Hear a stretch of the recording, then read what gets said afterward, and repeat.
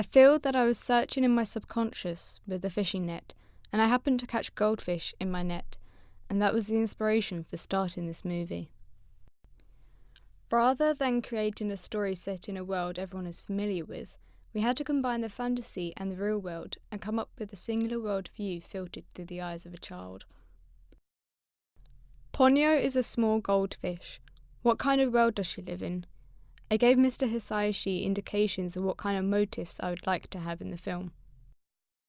I couldn't work out a good character for a frog, so I turned it into a goldfish. At first I was quite hesitant about portraying water as a fish, but after I showed it to my staff, they didn't mind it. Actually, they approved. When I start creating a villain, I start to like them so the villain is not really evil. A bad guy, the evil character, who puts so much into creating such a factory and investing so much is somebody that should be lovable, and villains actually work harder than heroes. Many current animated films tend to extract colours or use monotones and subdued hues. We elected to not use a quiet palette, but more vivid colours.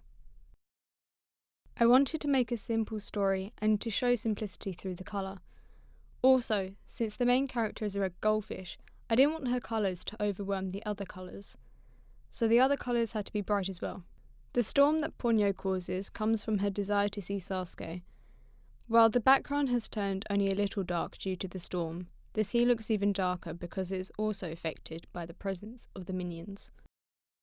If I were to tint Ponyo a blue hue because she's underwater, she would no longer be Ponyo. Ponyo is different after all.